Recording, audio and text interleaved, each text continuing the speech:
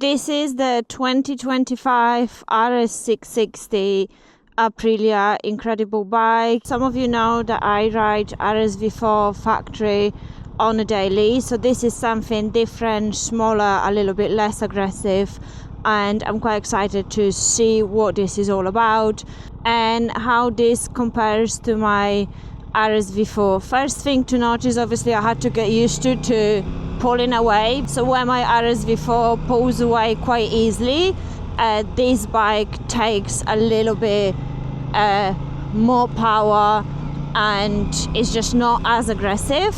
What I'm interested in is, obviously I don't really ride a lot in cities and in towns. I usually ride A roads and B roads, and I quite frankly avoid towns, but where obviously even if you're going B roads, you're always gonna go through like 30 zones, through little villages. RSV4 is a little bit of a struggle. Tight, small roundabouts, if they often, it took me a while to get used to like whether I should be in second gear or first gear. Now I take most roundabout if they're smaller in first gear, and that's because the V4 engine just really struggles in slow speed. So this was a downfall for me personally. Then obviously the riding position is very aggressive as well. So where I rode to Isle of Man, on the way back I rode all the way from Liverpool to South Essex, and the last 2 hours I was really tired. I was in a lot of pain, my knees were hurting, my wrists were hurting. So obviously this position, even though it's still sporty and you look sporty and you look really cool on this bike, it's definitely way more comfortable. So obviously with V4 engine, with my RSV4, I would still be in first gear here. Now I am in third and it's really small. Position is very comfortable as well. I don't have tank pads, which I always rely on quite a lot.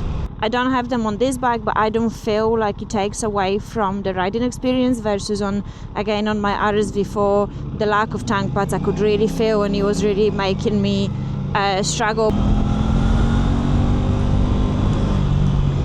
It's obviously naturally smaller as well, which means the filtering isn't that much of a struggle, is lighter, is quite easy to just move side to side, and it fits for purpose, versus the V4 engine in a traffic like this where it's stop start. Obviously it overheats. On a hot day it makes you very hot as well, and it is quite a difficult one to ride around towns.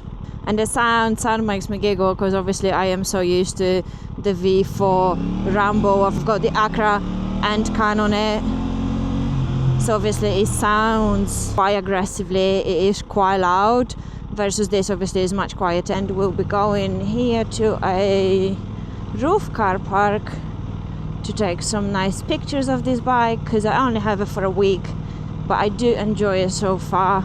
It's a nice memory that I was able to ride it. Oh my goodness, I'll be getting dizzy.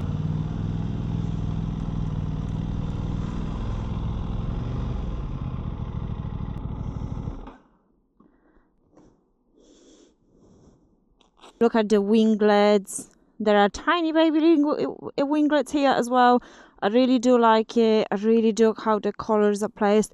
I'm not sure personally about combining yellow with red. Obviously we've got stock exhaust on this bike still, because this is a press bike.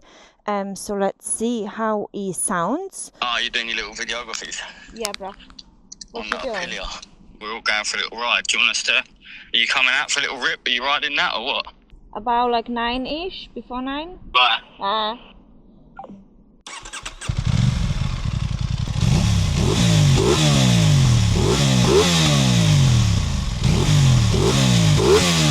So I brought this fantastic bike here to this really cool location to take some pictures. And what are my impressions? So obviously, having ridden the RSV4 Factory, this is just so much different. There is definitely less power.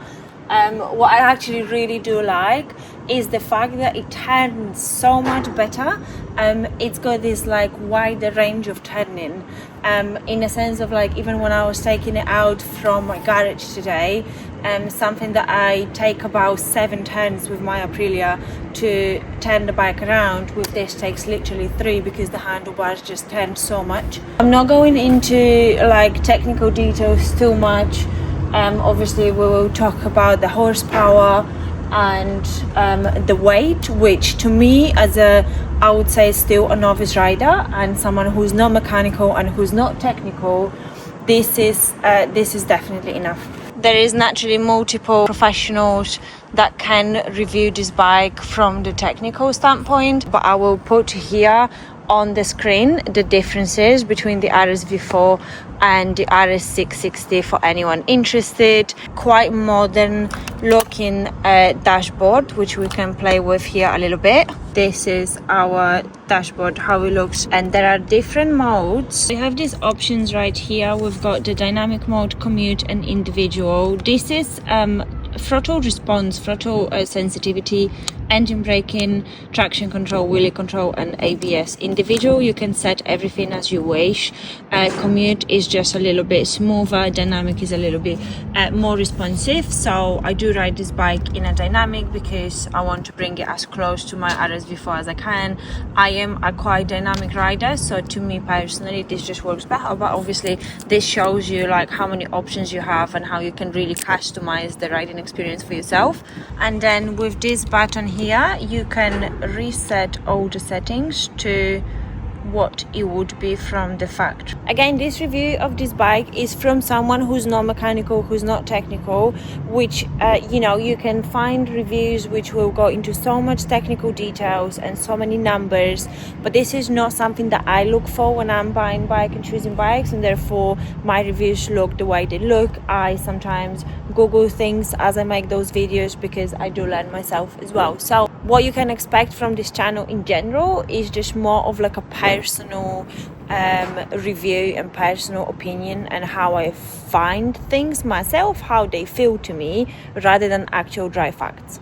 So this is how you change your modes with your little menu button here. Just tap like that, and then this is where it swaps between individual, dynamic, and commute. I will leave my on dynamic, and we will maybe do a traction control a little bit less because 5 I find quite intrusive. So we go into the traction control and reduce.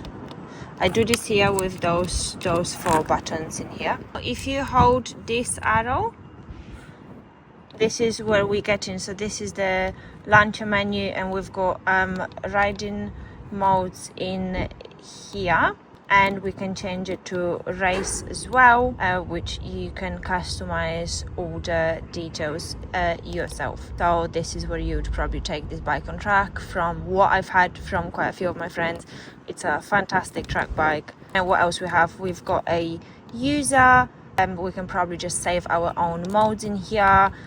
Vehicle, we've got a blipper which you can turn on and off. Calibration, shifting, we're gonna go back. What else do we have? System, lap timer is built in as well.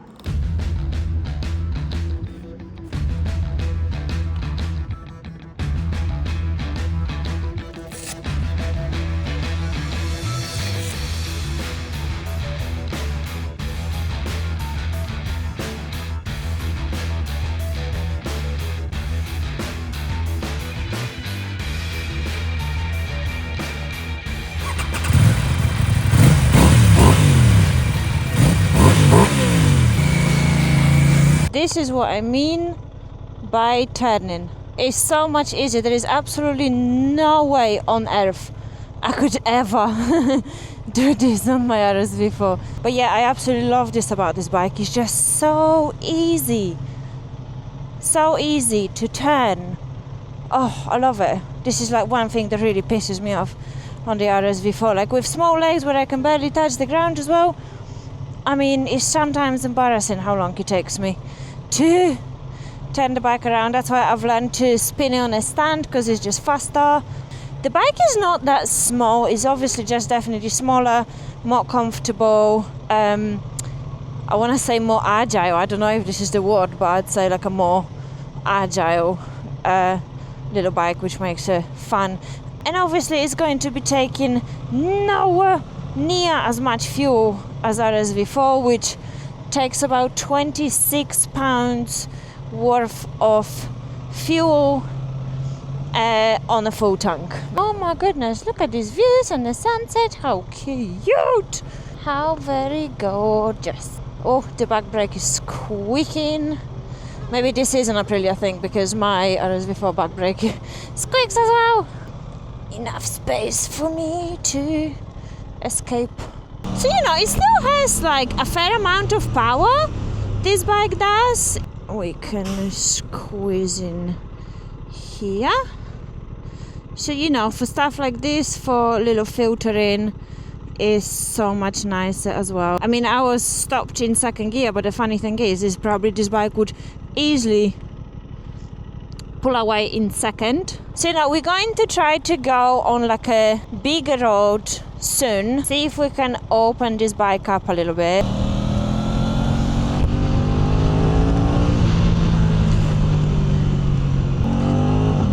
So see, it still has some kick to it. We are in Southend, and Southend Friday has bike nights at the seafront, but it will be interesting because seafront is between 20 and 30 miles an hour, and I absolutely hate doing this on the RSV4 because there is, especially on a Friday, there is lots of people walking slowly, coming out on the road without really looking. So there is a lot of that, and with the Aprilia, slow speed is a little bit tricky. So again, I think if I was commuting and using my bike for commute, and maybe if I was living in London or like a bigger city, I genuinely think I would absolutely love this bike.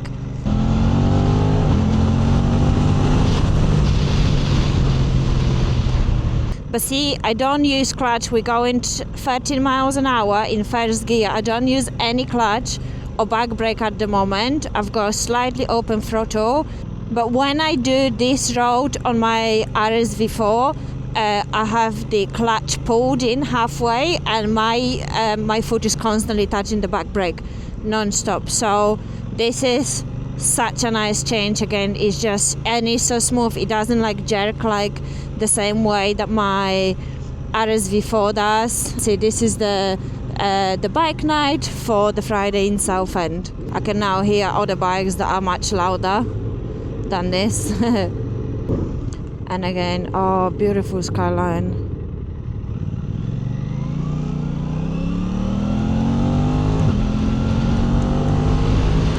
Yeah, this bike for this sort of speed and for this sort of riding is just absolutely dreamy. The sunset's gorgeous. I'm getting so distracted by this. The bottom line is that for my type of riding, this is not an ideal bike, just because I don't ride in cities and I do ride mainly back roads, and I do ride at pace. I avoid cities, so for me this bike just doesn't deliver. However, if I was doing like different type of riding, commuting, this would be pretty ideal. Look at this sunset. Isn't this just absolutely gorgeous? It is quite beautiful.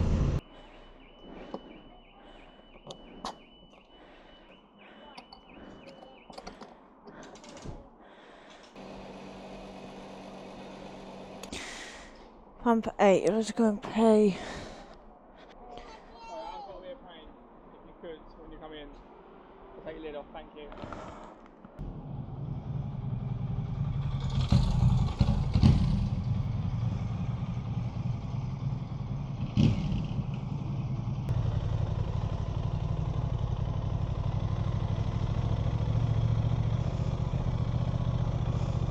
Oh, that was a little bit awkward. I got annoyed that I had to take the helmet off going into the shop. And then I was a little bit snappy to that person, which I'm not proud of. And then turns out that person actually knows me and followed me, and they were very, very, very, very lovely.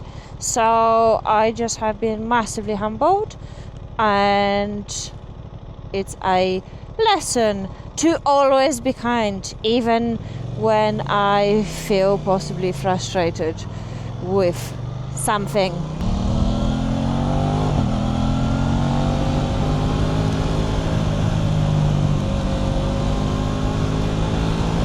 Have you realized that it cost me £10 pretty much to fill up the tank? Crazy work.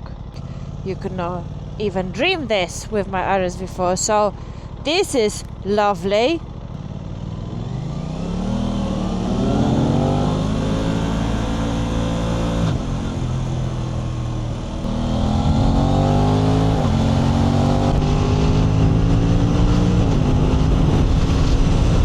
We're going to get to a little piece of road, but unfortunately it got dark now, so I've put my Ace Pro into a pure mode, so hopefully you're gonna see nicely. But there is a small piece of road here which I know I can open the bike up a little bit. It's very short, so we're not gonna do anything crazy there, but I want to see how the bike feels, and let's see.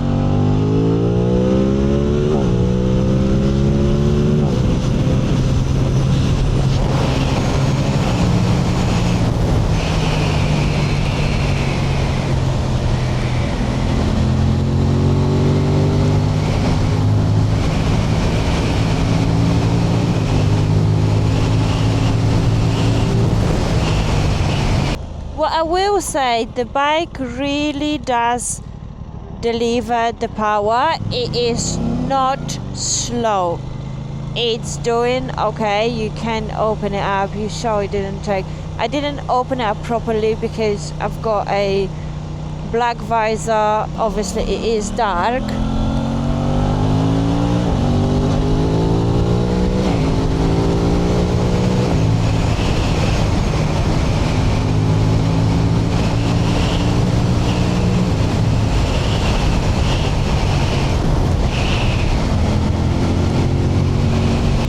This is going to be the end of our review, but the bike did deliver. Obviously it is not a 1 litre bike, but it had more power than I expected.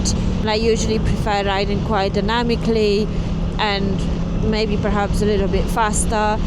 This bike is not necessarily for me.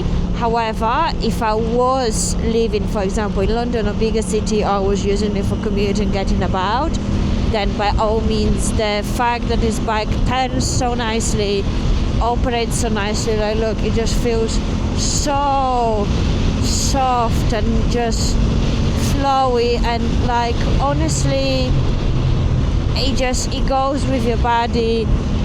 If you need to dodge something quickly, it really is quite easy. Definitely a good choice if you riding every day and looking to ride about. So thanks, hope you enjoyed it, and we'll see what my next review bike is going to be. If you have any special requests, obviously please let me know. Peace.